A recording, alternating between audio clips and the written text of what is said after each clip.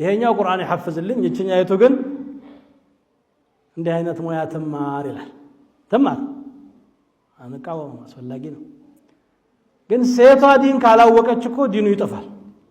ከወንድ የበለጠ አቅም ያላቸው ናቸው በነገራችን ላይ በተለይ በተርቢያ ላይ አላህም ህፃናትን በእነሱ እጅ ያደረገው እኮ አቅሙ ስላላቸው ነው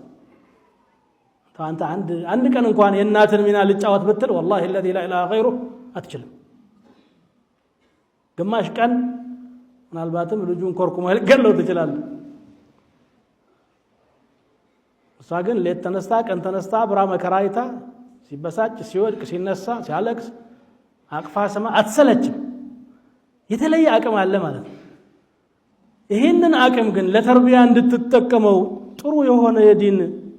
ኩትኮታ አግኝታ ቢሆን ኖሮ ምን አይነት ልጅ ነው የምታወጣው ነው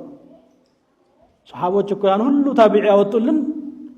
እናቶቹ ትምህርት ላይ ዲን ላይ ዕውቀት ስላላቸው ነው ሙፍቲዎች ነበሩ አይሻ ኡሙ ሰለማ صحيح رسول الله صلى الله عليه وسلم ባለቤቶችም ሌሎችም ሱሐቦችም ሴቶች ሆነው ማለት ፈትዋ ላይ የሚሰጡ ሐዲስ የሚያስተምሩ ነበሩ እነሱ ትላልቁ ታቢዒዎች እንደውም ከአይሻ ነው የቀሩት ዒልም የቀሰሙት ማለት ነው ኢማሙ الذهبي ሲሩ አናም النبلا ላይ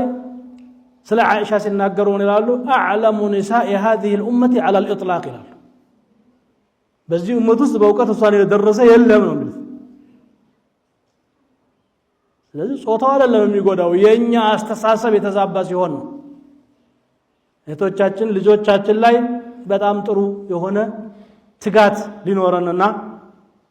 መልካም ተርቢያ ልንሰጣቸው ይገባል እንደ ካልሆነ ዲኑ ይጠፋል